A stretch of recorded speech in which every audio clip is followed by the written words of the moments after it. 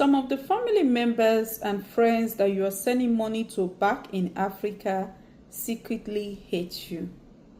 Yes, they secretly hate you. There's this man that went back to Nigeria after he retired from the US here, and you cannot imagine what his brother and his wife did to him. So that is why this video is to just enlighten you. And I know there are a lot of similar stories around the world. So be careful who you're sending your money to. Be careful how you're killing yourself for people back home. It is good to be good. In fact, that's the best anybody can do, to help people. That's the best, because whatever you acquire or you get from this world, when it is your time to buy, you are not going with it. But how you impact someone's life is what counts.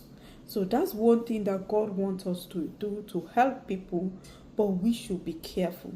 Because the Bible also says, the enemy of a man are those of his household. So as I'm saying, this Nigerian man, he has stayed in the US for long. He has his wife and his family here.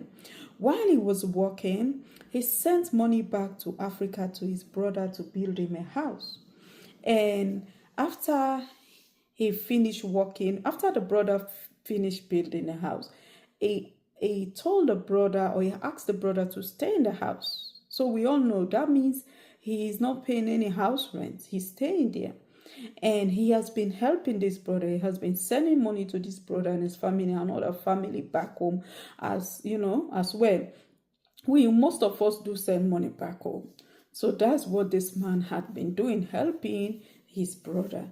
So after he finished and retired from work, he said he's going back to Nigeria to go and settle.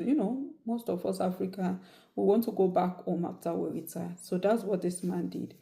And then he went back to his own home, to his family. Or so he thought, his family.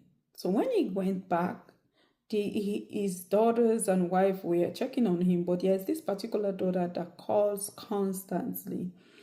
So this daughter, according to her, she called the first time and she spoke with her dad, but there's this other time after they spoke, she just knew that something was not right. And then later on, when she tried to call the other time, she couldn't get to his dad. That's the time she decided that she's going to Nigeria to see what is happening. So he decided to take leave from his work and then goes to Nigeria to check on his dad. So when he went to Nigeria to check on his dad, he went to his dad's house. And when he went to his dad's house, the sooner as she opened the gate, she saw her uncle and his wife. And the uncle and his wife stopped her from getting into the house. And she was like, why are you stopping me? Why are you stopping me from getting into my dad's house? You didn't tell us. You didn't. She was like, do I have to tell you? I'm here to see my dad. And why are you stopping me? No, you're not going to the house. So the neighbors heard this argument and they came to see what was happening. And this girl explained to her that, okay, I came from the US and I'm here to check on my dad. And my uncle and my aunt couldn't let me in. And I don't know why. I need to see my dad. That's why I traveled from the US to come. And everyone becomes suspicious. Like, why are you stopping this man's child from getting into the house to go and check for her father? They were like, the father is not home. And they were like, but even if the father is not home, this is the guy's father's house. And you are the families. And some of them were like, even if this was not this girl's father's house, you should open door for your family. She's here. She traveled miles and miles to come here. They said that she should not go in because the father is not in the house, that the father is, I think, Abuja or so.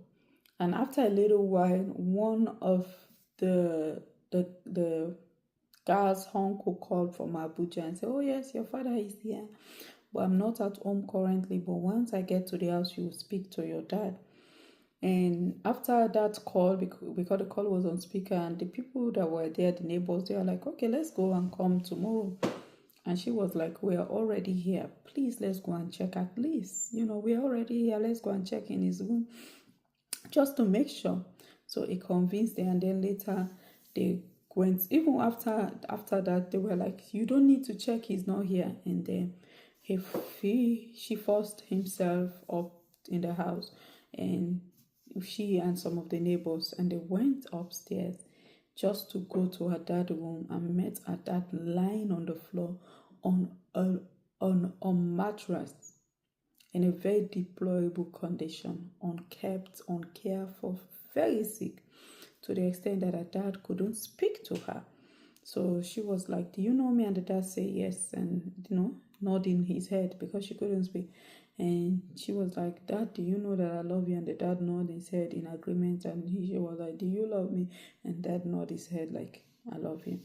So she was so heartbroken. When I say heartbroken, and imagine, these are the people that this man has been helping, sending money to, trusted. And interestingly, this man gave power of Anthony to this brother. Yes, he did. And that's one thing that really, really, really shocked me. Like, because the way this brother treated this man, this hatred hadn't begun now. He may have hated him maybe since they were children, they were a child. Yes, maybe since they were growing up as children, he has hated his brother, and his brother didn't know it. That's the thing. When somebody close to you hated you, you will not know because you are not expecting them to hate you.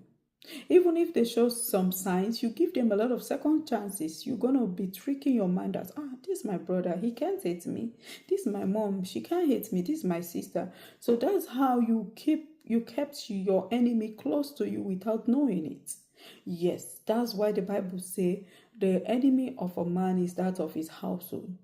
That's how, because if it's a stranger, you'll be questioning a lot of stuff, but you'll be like, okay, because honestly, that's how it should be. Your brother should not hate you. Your sister, your family members should be the ones standing up for you, loving you, fighting for you. But unfortunately, it's not always the case. So after they have went and saw this man in a very deplorable condition, it seems as if they have not allowed him or cleaned him for months or more. It looks as if he has not been eating, and everywhere is messed up.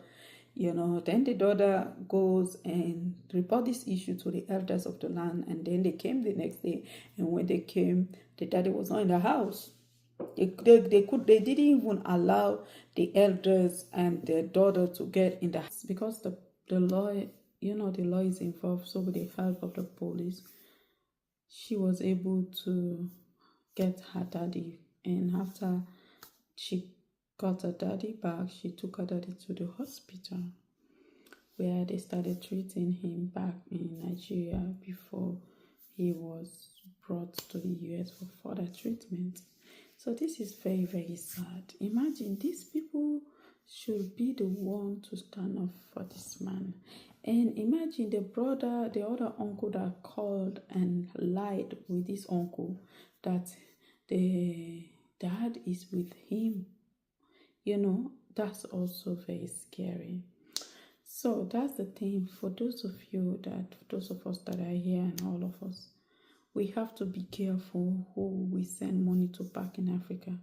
We have to be careful. I know you don't have any magic to know what is in the mind of someone for you, but there are little signs that